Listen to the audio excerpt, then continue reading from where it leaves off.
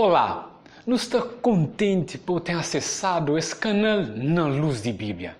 Nesta temporada, como já não sabe, nós trata desse tema que é tempos de família ou estações de família. Cada fase, cada desafio que a família passa nesses dias, nessas vidas familiares, não pode fazer da seguinte maneira. E essa semana ali, nós temos esse estudo de lição intitulado Perdas na Família, ou seja, tempos de perdas. Então, nesse momento, nós vamos fazer uma breve oração para pedir o Espírito de Deus no nosso meio. Vamos orar. Querido Deus, que o Espírito Santo de Deus pode liderar na conche desafios de família. E não só a conche, mas ajudando a entender e a encontrar solução para cada desafio. Essa semana você também fala sobre perda. Que põe o conforto e espírito de cada pessoa, cada família que tem sentido de uma forma ou de outra alguma perda na sua vida. Que eu possa dar consolo e conforto ao seu coração mediante a palavra de Deus. Que nos pedido, nos humilde oração. Em nome de Jesus. Amém. Tempos de perda. Cada ser humano, num momento ou outro de sua vida, enfrenta a perda de alguma coisa. Nessa semana, nós também hoje 4 formas de perda, tá bom? Perda, nós sabemos hoje perda de liberdade, perda de vida, perda de saúde, perda da confiança. Então, com esses 4 pontos, nós sabemos hoje como que a palavra de Deus também orientando quanto a esses tipos de assuntos ali que pertinentes a nosso conhecimento dentro do nosso seio familiar. E que ele pode levar-nos a pensar desde o início, no Jardim do Éden, por causa de uma escolha, não há quanto perdas que Adão e Eva tiveram. Que a primeira perda foi a perda de sua inocência, foi substituído por egoísmo, remorso, culpa, começa a culpa ao companheiro. Depois, hoje outra perda de vida de um animal que Deus traz para fazer as roupas de peles. Ainda hoje, de uma maneira bem triste, seu filho Abel perde vida por assassinato, por seu próprio irmão.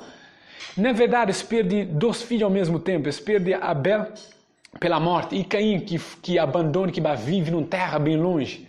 E ainda perde esse maravilhoso Jardim do Éden. Tantas perdas e possivelmente na final de suas vidas, algum desses por hoje seus cônjuges estão mortos, ou Eva hoje Adão está morto, ou Adão hoje Eva está morto. Nunca sabe caleza, mas o que interessa é que houve perdas. Por causa de uma escolha errada, ou de uma decisão não acertada. Traz tudo as dores e a situação que hoje não enfrenta como família. E meu desejo que ao longo desse estudo que nós temos fazer de Bíblia, para não ver onde que orientação, que deve ser a nosso espírito diante de que esses tipos de perdas ali que nós não temos no nosso dia a dia dentro de nosso seio familiar. Nesse primeiro ponto, nós sabemos hoje a perda de saúde. Nós todos, de uma maneira ou de outra, já não perde saúde, ou membro de nossa família já perde saúde. Às vezes, doenças são consideradas mais rápido de resolver, outros é câncer, outros é sida, outros é doenças terminais, entre vários outros. Não sabe que não tem passado por esses tipos de sofrimento ali. Ou de uma maneira ou de outra. Nós, como cristãos, nos é chamados a ter uma atitude positiva diante de qualquer tipo de perdas na nossa vida. E falando sobre perda de saúde, nós tudo tem passado por aquela dor, minha mãe está com problema, ou minha filho, ou o filho está com problema, ou o pai, ou o familiar, sogra, sogro, entre outros. E não tem sentido a dor, não tem honrar, não tem interceder o país. E agora, o que fazer numa situação de aquele tipo ali? Bíblia está trazendo alguns exemplos. Aquela mulher de Canané que pede Jesus para curar sua filha. A filha, o próprio Jairo, filho de um oficial, de um rei. Tudo naquelas situações de notória paz. Tem intercede para Jesus, para a saúde de seus filhos. Então, aquele pode ser um exemplo que é sempre nosso dever de interceder para a saúde de nossos filhos E filhos, é nosso dever interceder para a saúde de pais, para a saúde de cônjuges e familiares, que a família é extensa, né? Então, com esses exemplos, não está por hoje aqui, é uma preocupação. E tem momentos que a saúde te degenera, te perde, até ao ponto que a morte também, que não também hoje, no último dia que se perde. Mas ao decorrer de que ele é nosso dever, pedir Jesus, fala, Jesus, ora para minha mulher, ora para minha filho, ora para meu marido. E Deus certamente atende. E Deus está levando também, através de dor e sofrimento, a enxerga algumas coisas na vida. Que tipo de coisas? Muitas vezes é através de dor e sofrimento que não tem enxerga uma maior intimidade com Deus. Imagina a situação de Jó. Perde filho, perde casa, perde tudo enquanto, até sua própria saúde. Jó perde. Mas em meio de tudo que ele, no final, na Jó capítulo 42, verso 5, ele está falando de ouvido ter ouvido falar de Deus. Ele fala, mas agora, minhas olhos têm odiado Deus. Meus queridos, através do sofrimento, é possível não odiar Deus. É possível não ter uma intimidade com Deus. E às vezes está por ser estranho, mas uma verdade é que através do sofrimento está levando a uma introspecção espiritual. Para não falar, Deus, cozer que eu queria a vida. Por quê? Havemos à procura de porquê, assim como Jó estava à procura de o quê? Mas Deus responde. E através de dor e sofrimento, passa a ter o quê? Uma maior intimidade com Deus. Por aproveita desse momento de dor e de tristeza. Tem um momento com Deus para criar mais a intimidade com Deus. Gostava de partilhar conosco um texto que mostra que quando não passa para sofrimento, nos torna mais apto que é para ser um conforto para outras pessoas. Eu gostava de uma Bíblia 2 de Coríntios, capítulo 1, verso 4. A palavra de Deus falou o seguinte: é Ele que nos conforta em toda a nossa tribulação, para podermos consolar os que estiveram em qualquer angústia, com a consolação que nós mesmos somos contemplados por Deus. Amém. Meus queridos, esse mesmo conforto que Deus está dando nos nossos problemas, nos nossos desafios, nas nossas perdas, esse mesmo que Deus quer por ser um elo de ligação, um elo de conforto para outros irmãos, para outros amigos, para outros familiares, que você passa para a mesma situação ou para uma situação idêntica, com perda de saúde, ou perda de liberdade, ou perda mesmo de um ente querido. Até mesmo também uma perda de confiança. Gostava de partilhar com nós mais um texto que está escrito no livro Mensagens Escolhidas, volume 2, página 274. Tem mais algumas orientações lá, muito bom para não aplicar na nossa vida. Os que têm suportado as maiores tristezas são frequentemente os que levam aos outros maiores confortos, introduzindo a luz do sol aonde quer que vão. Esses foram purificados e enternecidos por suas aflições. Não perderam a confiança em Deus quando assaltados pelas dificuldades, mas se apegaram mais intimamente ao seu protetor amor. Mesmo enfrentando a perda de saúde, há uma esperança de o quê? De ter uma maior intimidade com Deus. Tudo lições de vida. Ele é ensinado a nós através de dor, sofrimento, através também de sucessos e vitórias. Mas enfrentando nos dor e não correndo de nós dor, não consigo dizer, domesticá-lo e administrá-lo. Se não corre de nós dor, de nós perda, de nós angústia, na verdade, ele torna um monstro na nossa vida.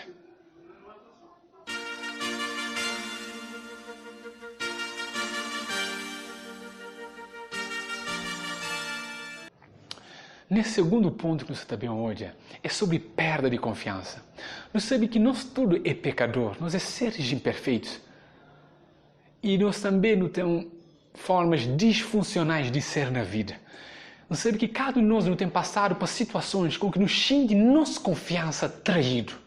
E agora, o que fazer diante dessa situação? Meus queridos, nós tudo é imperfeito, que não espera a perfeição. Nós sabemos hoje que a palavra de Deus também fala diante de situações como que pode restaurar uma confiança perdida. Quando a confiança é perdida, o que não deve fazer?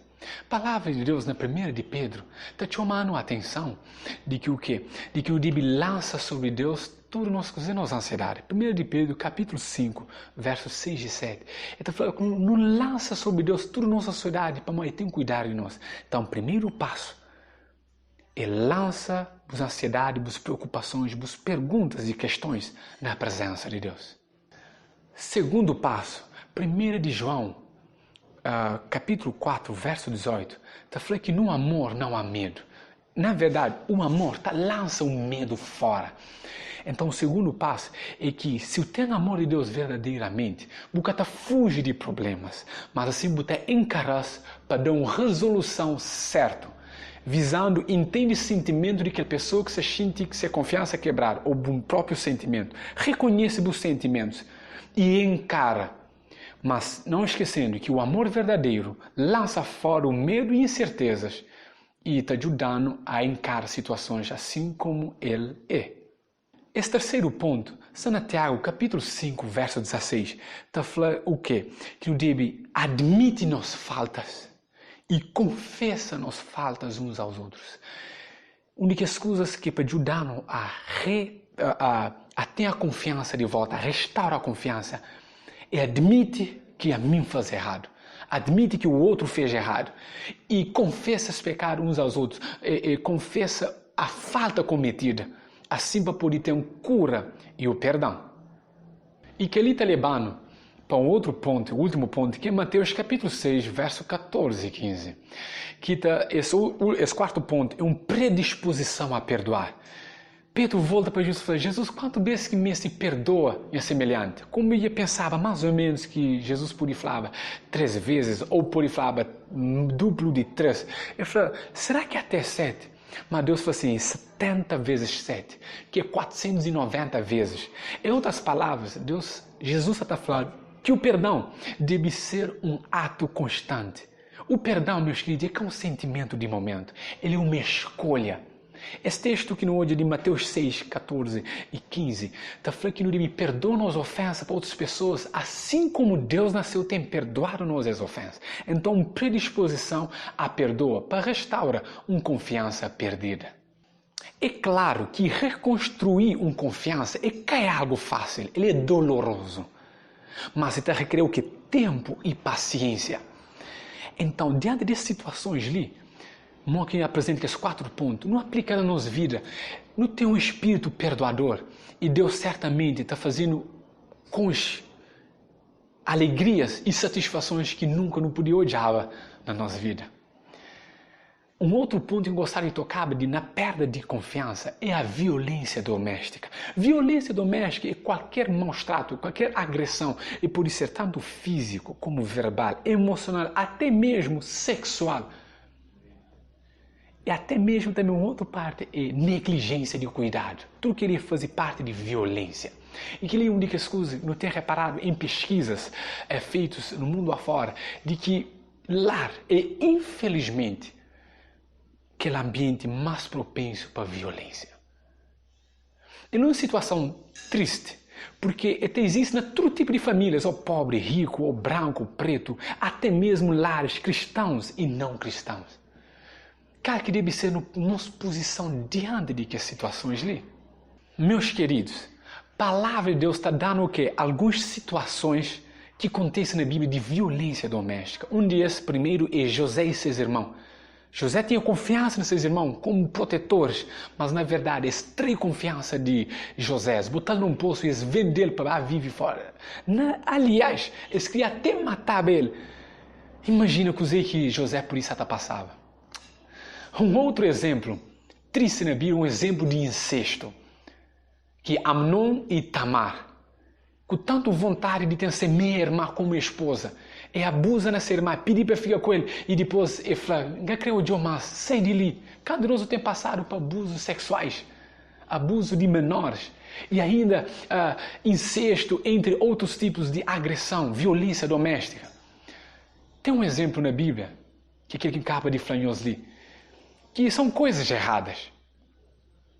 Terceiro exemplo, em que mostramos é que página 1ª, 2ª de Reis, entre outros versículos, está mostrando que teve alguns reis na Bíblia que pegam seus próprios próprio filho para sacrificar para deuses.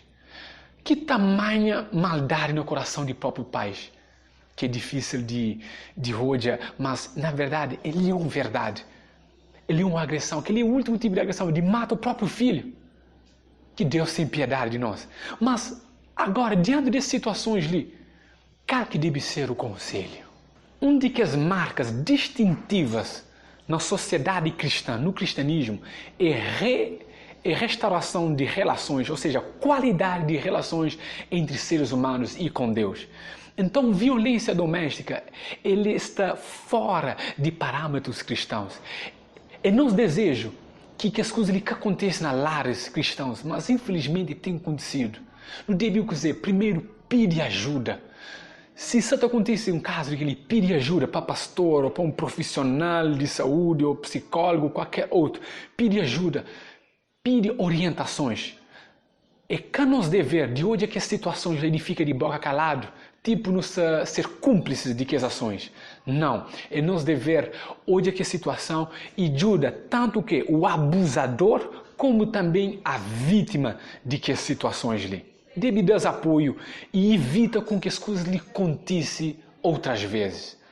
Um outro ponto que nos lipa no hoje é perda de liberdade. Todas as pessoas hoje em dia estão falando, me livre para fazer o que crê.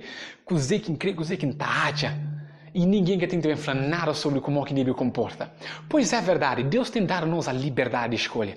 Mas ao longo de vida eu tenho reparado que tem entrado em algumas dependências. Exemplos, droga, tabaco, alcoolismo, sexo, pornografia, masturbação, jogos e entre outras dependências.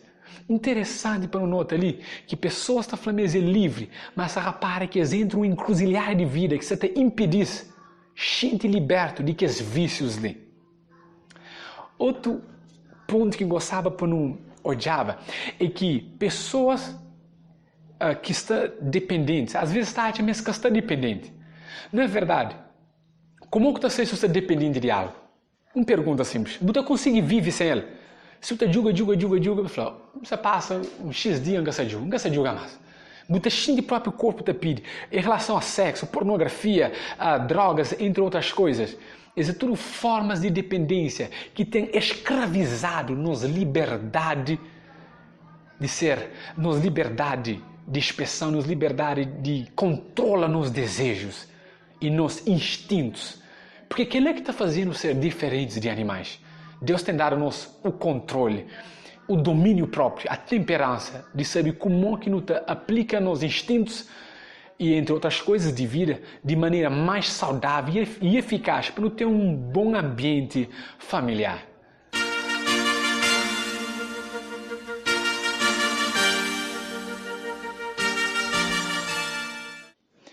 E agora, qual que é a solução quando um rapaz que a liberdade ser dependente de algo? A palavra de Deus fala, a primeira coisa, não deve decidir quem que nos serve. Para modo, se nos serve dois senhores, cada ou não está devota mais para um ou mais para outro. E a Bíblia está chamando a atenção e fala que é necessário que não tenha um novo coração. Então, pede a Deus que dê um novo coração.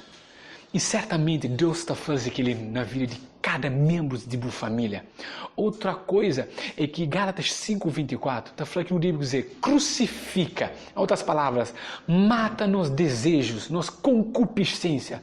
Essa concupiscência é um desejo forte de fazer o que é errado. Porque deixa eu ver, quando você é dependente de algo, não estou hoje a ser errado, não estou hoje a ser prejudicial para nós, não crescer de aquela coisa errada. Mas na verdade nunca se consegue. Não pode se impedir ajuda profissional para ajudar-nos a libertar de que as coisas. Mas lembrando sempre, é que Deus deve ser o primeiro. Então, mata, subjuga, domina os desejos carnais. E certamente pede a Deus um novo coração.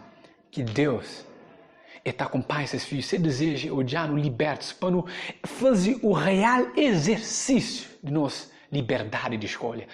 A Bíblia está mostrando de que se não aceita Jesus, mas nós verdadeiramente nos torna pessoas livres.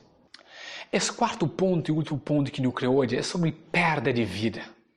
Por mais que nós estamos, por isso, acostumados com a morte, Por mais que não sabe que um dia que a nós se morre, um dia que algum membro da nossa família se morre, que um dia os nossos amigos se morre, por mais que não tenha essa realidade à nossa frente, mas não, ele é algo que te destroça o coração de um indivíduo. Ele é algo que te amarga, que te traz dor, medo, angústia, até mesmo depressão no coração de pessoas. Como não pode encarar a morte de uma maneira mais sadia possível? 1 Coríntios, capítulo 15, verso 26, descreve morte como sendo inimiga.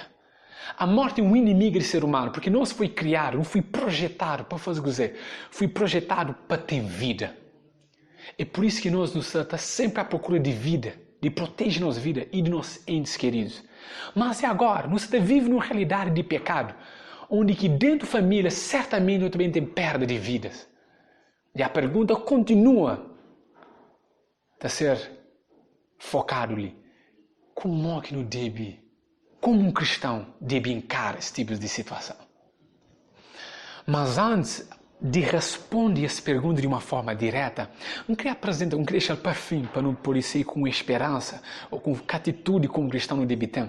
Não queria simplesmente agora mostrar-nos algumas fases que quando você perde uma pessoa, um ente querido, um amigo chegado, tem algumas fases que você passa para ele. E sabendo de que as fases ele pode ajudar a encarar perda de vida de um ente querido de uma maneira mais saudável. Primeiro que você tem como reação é choque, primeiro ponto, é choque e negação de realidade. Esta dura mais ou menos entre uns 2 a 3 meses, logo no início. Tipo assim, choque. Aquele choque ele é um tipo de uma proteção emocional para a boca fica esmagado por completo para aquela notícia. Então ele fica chocado, tipo assim, minha pai morre, ou minha mãe, ou cônjuge, esposo, esposa, filhos, ou qualquer pessoa chegar, tipo assim, você tem aquele choque e você fica ainda aqui na realidade. E logo você fica conectado com negação de realidade, tipo assim, não, que tem hipótese. É uma situação normal. E assim, sabendo de que não está por ajudar pessoas que você passa por aquele tipo de situação ali. Segunda fase é esse pensamento que você tem sobre aquele ente querido durante toda parte do dia. Não fica com ele um mês bem, que você consegue sair de cabeça. Não você lava a louça, não você trabalha, não você faz qualquer outra coisa. Não você pensa nele. E não só aquela, até mesmo nossa conversa é tudo abrangente àquela pessoa. Às vezes falando dessas qualidades, ou falando de algum remorso que devia ter feito, inclusive que eu deveria ter feito, inclusive que eu devia ter feito. Tudo que então começa a enche na cabeça daquela pessoa que se vive, que se tenta lidar com a situação. E mais ou menos, está leva entre 6 meses a 1 ano, em termos de esses tipos de pensamentos. Essa terceira fase é aquela fase de desespero e depressão. Que agora, essa pessoa começa a encarar a realidade de vida de que é gente muito querido já que está mais vivo. Tipo assim, é que até existe mesmo de verdade. Já para. E agora? Então tem aquele profundo sentimento de tristeza, de, às vezes, cada pessoa tem esse level, tem essa profundidade, tem esse nível de dor. E diante de que situação ali, aquela pessoa só começa a encarar a vida como sendo que é uma realidade. Ela ou ele já não mais existe. É uma situação mais triste, angustiada que a pessoa está passando. Aquela parte de luto. Claro, também desde o tempo de que a pessoa morre, até parte mais ou menos 2 anos ou mais. Depende de gravidade da situação e também de saúde emocional de cada pessoa. É claro, o último ponto é recuperação. Agora então começa a ter um renovado interesse para atividades cotidianas, para recreação, entre outras coisas de vida, trabalho. Porque eu sei que a primeira reação é ao que perde uma pessoa amado, é ter desgosto de vida, quer crescer mais na área de vida. Mas agora, nessa quarta fase, já se recupera. Então, um novo gosto à vida também. E graças a Deus que tem fase de recuperação, senão era maneira perdida. Então, dentro de tudo que as fases ali, é tudo interligado entre o companheiro, tá bom? Então, conhecendo o que as fazem, ele pode ajudar-nos a aconselhar e acompanhar pessoas e a mesmo ajudar a nós a reconhecer nosso sentimento e saber modo que não deve lidar com isso. E agora, Respondendo que pergunta, como um cristão deve encarar a morte? Gostaria de partilhar com nós um texto que está na 1 de Tessalonicenses, capítulo 4, verso 13, 14 e verso 18. Não queremos, porém, irmãos, que sejais ignorantes com respeito aos que dormem, para não vos entristecerdes como os demais que não têm esperança. Verso 14. Pois se cremos que Jesus morreu e ressuscitou, assim também Deus, mediante Jesus, estará em sua companhia os que dormem. Eu gostaria de saltar para o verso 18. Consolai-vos, pois, uns aos outros com estas palavras. O apóstolo Paulo está chamando a atenção. Ele fala que não ser ignorante como os outros. Ele fala, não pode, fica triste sim, não tem dor sim, mas que não vive como sem esperança. Se as pessoas, nos entes queridos, morrem em Cristo, certamente não sabe que um dia não te torna hoje os entes queridos. Outro texto que eu gostaria de partilhar com nós é o livro de Romanos, verso 8, verso 38. Está falando, nem a morte, nem a vida, nem distância, nem qualquer outra coisa pode nos separar do amor de Deus. Mesmo que haja morte, perda de vida na família, como deixar diminuir o amor para Jesus. Ainda mais um texto que eu gostaria de partilhar com nós, que está no livro de Apocalipse 21:4, que está falando, Deus também enxuga de olhos toda lágrima, que até tem mais luto, graças a Deus, que até mais morte, que até mais sofrimento. Meus queridos, que ali é uma esperança ao nosso coração. E por último, gostaria de partilhar com nós um texto de Espírito de Profecia, que está no livro O Desejado de Todas as Nações, página 672. Para o crente, a morte não é senão de pouca importância. Cristo fala dela como se fora de pouco valor. Para o cristão, a morte não é mais do que um sono, um momento de silêncio e escuridão. A vida está escondida com Cristo em Deus. E quando Cristo, que é a nossa vida, se manifestar, então também vós vos manifestareis com Ele em glória. Amém.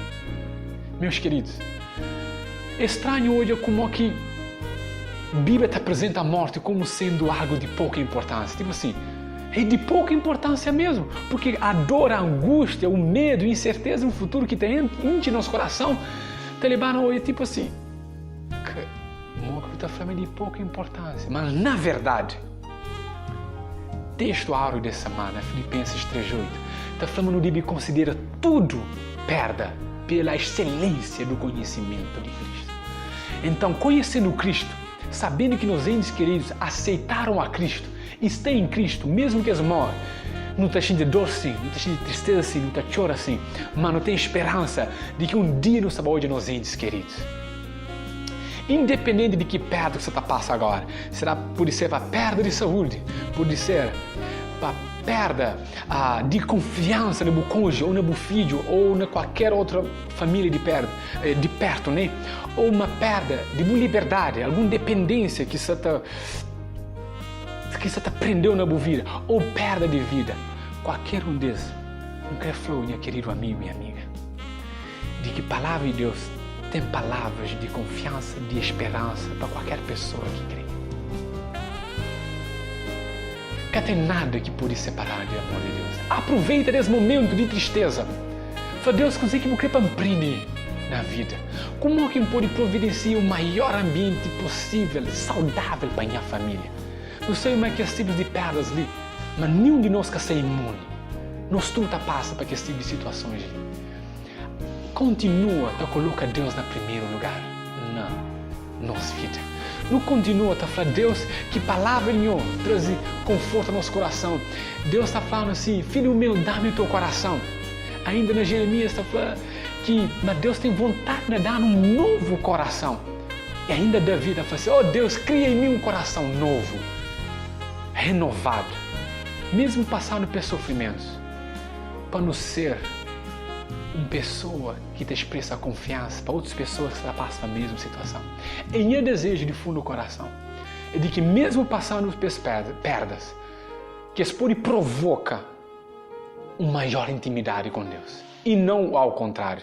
Que não fala, Deus, que em amor para nós pode simplesmente crescer e que nada, nenhum tipo de perda pode separar desse amor maravilhoso que Deus tem para a nossa vida. Que Deus abençoe em nome de Jesus.